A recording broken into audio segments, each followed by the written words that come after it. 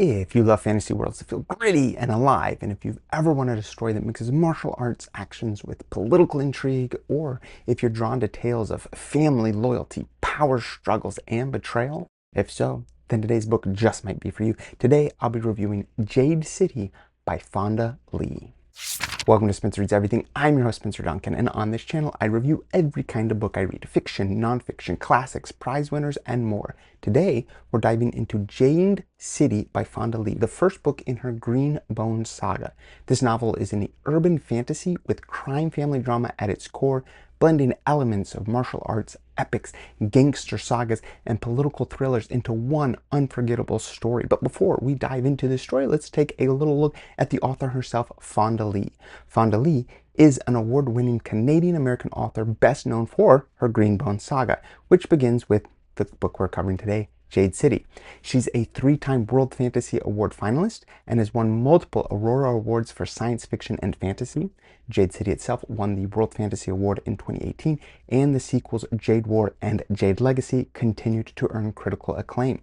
Before becoming a full-time writer, Lee worked in corporate strategy and also practiced martial arts, both of which heavily influenced her storytelling. Her novels often explore themes of honor, family, and the collision between tradition and modernity. In addition to the Green Bone saga, she's also written young adult science fiction like Zero Boxer and EXO. Before we go any further, I want to give a quick spoiler warning. Jade City is a story full of twists, betrayals, and power struggles, and a lot of the impact comes from watching those surprises unfold. In this review, I'll be covering the major characters, the setting, and the plot in detail. So if you haven't read the book yet and you want to go into it fresh, then now's the time to pause, pick up a copy, and then come back when you're ready to watch this video. Let's talk about the setting of Jade City just a little bit. I think when I give my reviews, there's a lot of different approaches to giving the plots, the magic, the main characters. I think in Jade City, it's important to just take a step to look at the setting itself, because it takes place on the fictional island of Kaul, a nation that's recently emerged from foreign occupation and war. It's a world that feels at times pretty modern, but also very traditional. It's filled with stuff like cars and guns and bustling city streets, yet there's also still very much rooted in it this sense of clan honor and also the martial arts traditions and ancestral ties. At the heart of Kakul's culture is jade, hence the name, and it's not just a precious stone, but it's a magical resource. For green bones, which are warriors trained from a young age, jade enhances physical and mental abilities. It can heighten strength, speed, perception, and resilience. But jade comes at a cost. It's addictive and dangerous for those who aren't trained to handle it. Ordinary people can suffer from the jade sickness, which makes the stone both powerful and perilous.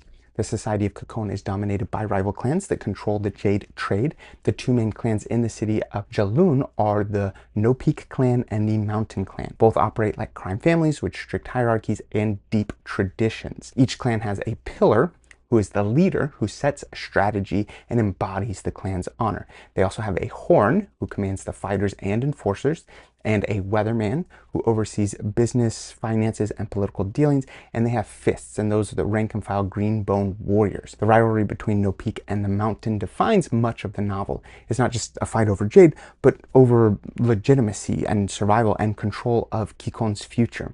These clans balance loyalty and violence in a way that feels pretty mythical, but also there's still very much a sense of humanity to it, and it sets the stage for what is clearly going to be an epic struggle. Also, let's take a look at some of the main characters, because I will say now that one of the things that was challenging about getting into this book was just how many different characters there are and not knowing exactly who was most important or where they were in the hierarchy of things. The story of Jade City revolves around the Kaul family, who lead the No Peak clan, and each member has a distinct role to play in both the clan hierarchy and in the family drama.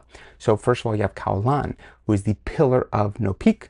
Lan is the eldest brother. He is a thoughtful and cautious leader who wants to preserve stability. He isn't the most aggressive fighter, but he understands responsibility and the weight of leadership. His biggest challenge is holding the clan together in the face of the Mountain clan's aggression. Then you have Kaul Hilo. He is the horn of No Peak. And Hilo, who is the younger brother, is very charismatic, but he's also hot-tempered and fiercely loyal to his clan and family. As horn, he commands the fighters and thrives on action. His emotional approach contrasts with Lan's restraint, creating tension between the brothers. You have Kaul Shay. She's the sister who actually left the clan for a life abroad. At the beginning of the novel, Shay has actually returned to Kikon after trying to distance herself from the Greenbone life. She's smart, independent, but she's reluctant to get drawn back in, and circumstances and family loyalty do force her to choose to decide where exactly she belongs. Then there's Kaul Sin. That is the aging grandfather. He was once a legendary pillar himself, and his legacy looms over the family. He represents tradition and the old ways of honor and clan rule, often reminding the grandchildren of the past they're trying to live up to. Those are the main players. There are quite a few others from the Kaul family that you are also going to be introduced to and you need to know. Then you have the rival family, or the rival clan. And there's a lot of people now that you could try to remember and keep track of. It might be a little challenging, but probably the most important one to know is Aitmata. She is the pillar of the rival mountain clan.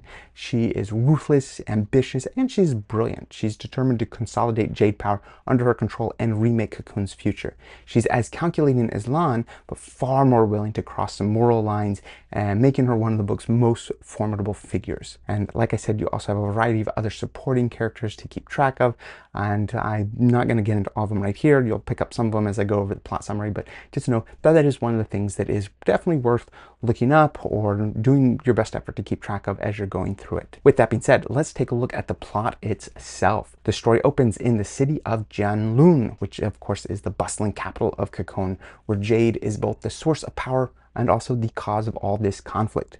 The No Peak clan, which as I said is led by the pillar Kaul Lan, faces growing tension with their longtime rivals, the Mountain clan, which is now under the ruthless leadership of Aitmata.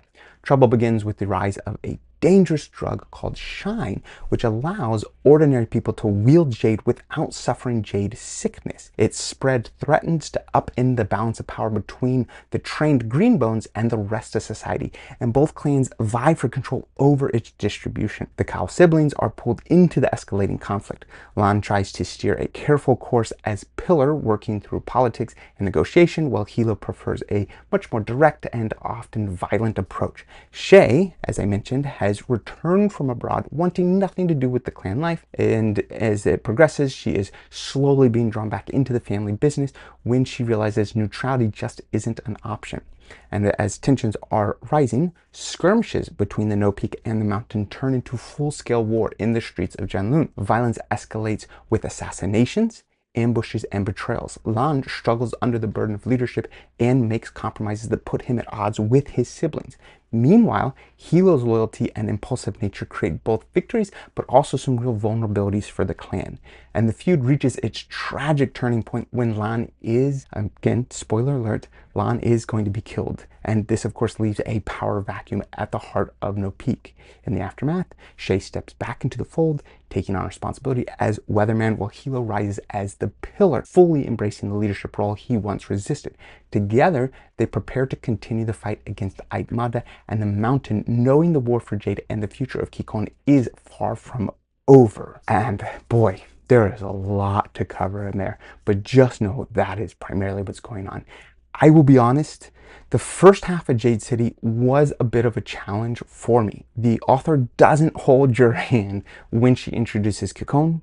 You're immediately surrounded by clan titles, Jade terminology, and a large cast of characters. At first, I struggled to keep everything straight. Who was the Horn? Who was the Weatherman? What exactly Jade could do? And how the clans operate. And it felt a little overwhelming, and for a while I wasn't sure if the book would really fully click for me, but probably about the halfway point, something finally shifted. And once I had a firmer grasp on the world and the people in it, the story became much more gripping. And suddenly every decision carried much more weight, and the family dynamics felt sharper, much more dramatic, and I finally understood what was going on, at least to the best of my understanding.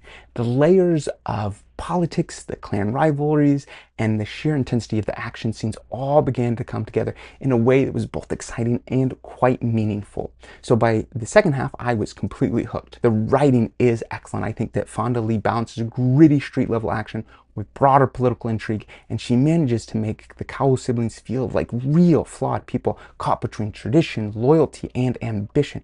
I especially appreciated how the book doesn't shy away from moral gray areas. There are no purely good or evil characters here, only people making impossible choices under enormous pressure. In the end, I really enjoyed Jade City. It's complex and it takes some patience to get into, but once you've settled into the rhythm of the world, it rewards you with a rich, layered, and unforgettable story, and I very much look forward to the subsequent books in the trilogy. That being said, who is this for? This book is for readers who enjoy immersive, complex fantasy worlds. If you like stories that blend modern settings with traditional elements, something like maybe The Godfather meets Crouching Tiger, Hidden Dragon, you'll find a lot in here to love. It's also a great choice for fans of political intrigue and family drama. The clan system is both epic but also very intimate, and the Kaul siblings' relationships drive much of that tension. So if you enjoy watching power dynamics shift, and leaders rise and fall, and characters forced to choose between loyalty and survival, this book will pull you in. And of course, if you like your fantasy with plenty of action, Jade City delivers. The fight scenes are brutal, cinematic, and creative, but always grounded in the emotional stakes of the story. This is certainly one of those books that rewards readers who want a lot of moving parts and don't mind a little patience while those pieces start to click into place, because as soon as they do start to click into place, you will be all in. At least I was. That being said, who is this book not for? Well, this is probably not the book for readers who want something light, fast, or easy to follow right from page one. The author drops you into the middle of Cocoon's world without long explanations, and the clan structure, the Jade terminology, the long list of characters can feel intimidating at first. If you don't like the idea of slowly piecing together how a world works, this book may frustrate you. It's also not for readers who dislike morally gray stories. The Kaul family and their rivals are both crime syndicates at their heart, even if they operate with some kind of code of honor. There's a lot of violence, there's a lot of backstabbing and ruthlessness here, and the line between hero and villain is intentionally blurred.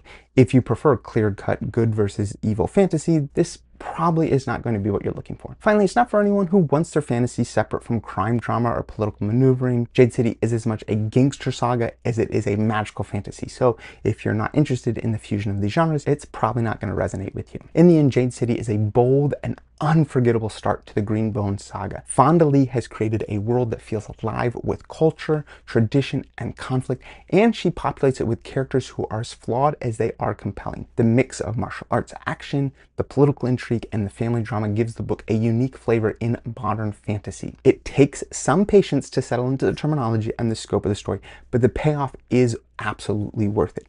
By the time I reached the second half, I was fully invested in the Kaul siblings and their struggle to hold the No-Peak clan together. The combination of emotional weight and gritty cinematic action makes this a book that stands out in this fantasy genre, especially this fantasy subgenre. Of course, I'd love to know what you guys are thinking. Please let me know in your comments what you think about this whole trilogy, or if you have thoughts on this subgenre of urban fantasy in particular. I would love to know exactly what you're thinking, or more ideas, more suggestions. This is one of my first in this particular subgenre, and so I'm definitely interested in more like it. Please let me know what you're thinking. Also, while you're here, please check out some of my other videos. I review everything. I read fantasy, I read nonfiction, I read prize winners, I read books for young adults. I read it all. Hence the name of the channel, Spencer Reads Everything. So please check out more of my videos. And if you're enjoying this video or any of my videos, please share them. The more people that know about my videos, the more videos I can make. And don't forget to like, subscribe, turn on those notifications. And until next time, keep those pages turning.